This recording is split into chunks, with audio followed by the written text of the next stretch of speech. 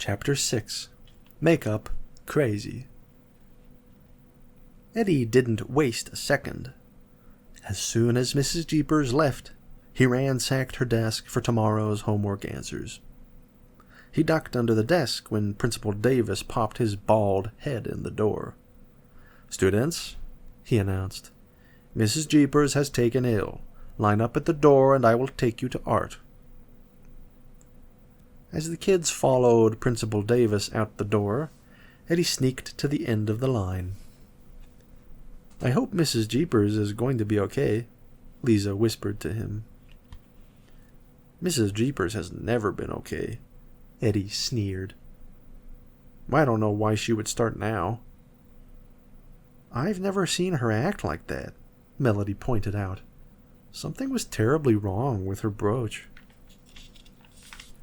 "It was fading," Howie murmured. The four kids were quiet as Principal Davis looked back at him.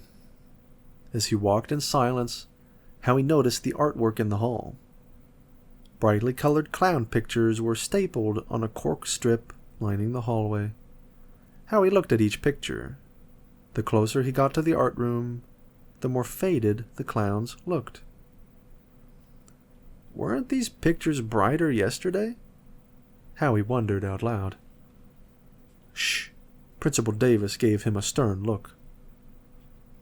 Howie bit his lip and walked quietly into the art room with his friends. When Mrs. Zork smiled at them, her braces glowed pink. Her lips were bright pink, and it looked as if she had used a bottle of pink paint on her cheeks. Even her hair had an extra glow to it. "Mrs. Zork must have started beauty school." Melody giggled under her breath. "She looks like she drained the color from this room," Howie whispered. Melody, Lisa, and Eddie looked around. The blackboard was gray.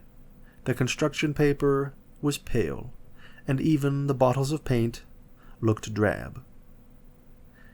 "It looks like Eddie poured brown paint over everything," Melody whispered.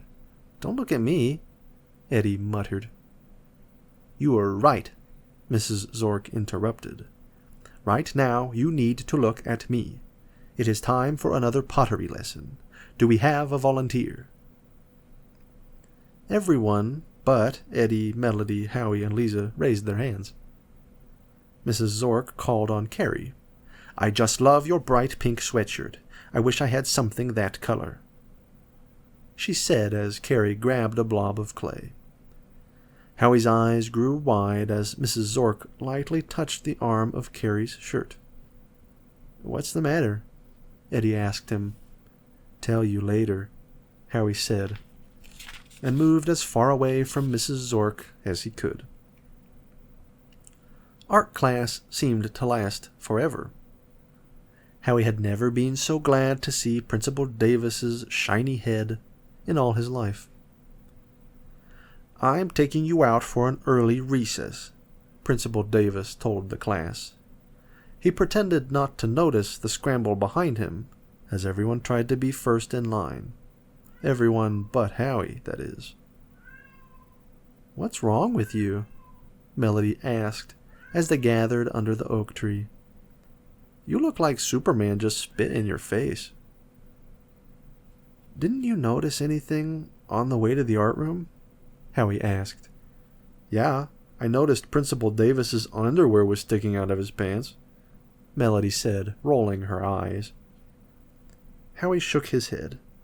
"I'm talking about all the pictures. They were faded." "That's just the sun," Lisa piped up. "It always fades stuff that's hanging." "Didn't that art room look different to you?" Howie asked. "It's the same stupid art room," Eddie shrugged. "Only now it's got a makeup crazy substitute in it." "I don't think she's makeup crazy," Howie said. "I think she's color crazy." "Huh?" Melody, Lisa, and Eddie said together. "Don't you remember Mrs. Zork touching Mrs. Jeepers' brooch this morning?" Howie said. "So, maybe she likes old jewelry," Melody said.